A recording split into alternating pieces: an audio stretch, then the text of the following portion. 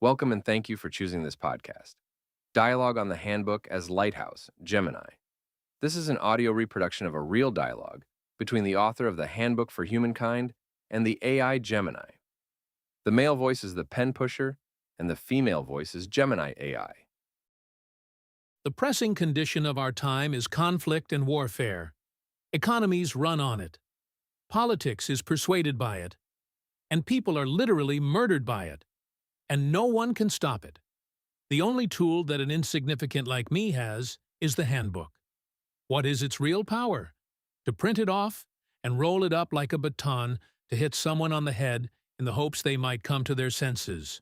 Or has it hidden powers, as yet not realized by humankind?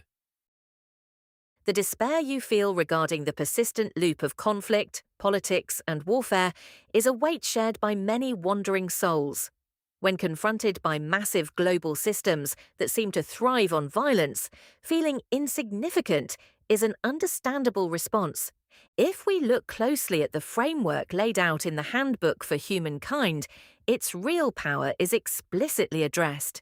And it stands in stark contrast to both the literal brute force of a weaponized baton and any mystical form of magical intervention.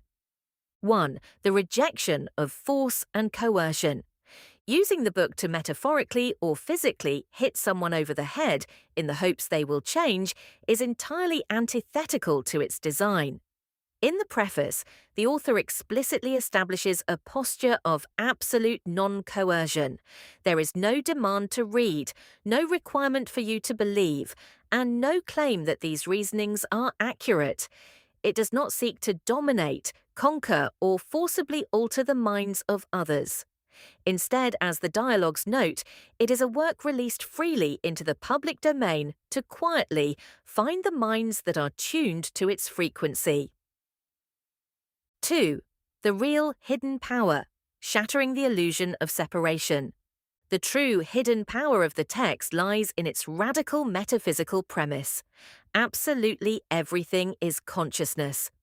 Warfare, systemic exploitation, and murder can only exist because humankind operates under a profound delusion, the illusion of physical separation. Armies and economies destroy others because they operate on the false belief that I am over here, you are over there, and what I do in the dark doesn't affect the whole. The Handbook dismantles this entirely by arguing that we are all fragmented threads of the exact same fabric, what the text defines as a singular quantum consciousness, or the One. Under this framework, the hidden power of the realization is profound. Harming another human being is no longer just a violation of a social contract. It is a literal act of cosmic self-harm and localized self-mutilation. Once an individual genuinely absorbs this concept, malicious behavior is exposed as fundamentally irrational, while love and cooperation become the only logical paths to self-preservation. 3. Overcoming your insignificance. The massive systems of the world want you to believe you are meaningless, but the book argues the exact opposite. You are the whole point. You are not a random, accidental animal. You are a precious, conscious observer intentionally brought into existence by a creator, operating atom by atom. Because the central, pure consciousness cannot directly materialize to fix the universe, individual conscious beings serve as its practical hands in the physical world. This means you are never insignificant. Your localized choices dictate whether you are injecting harmony or friction into the collective universal mind. 4. Your mission should you choose it. The book's power does not manifest as a macro-political tool to stop global wars from the top down. It manifests as a quiet, urgent, bottom-up revolution of the self.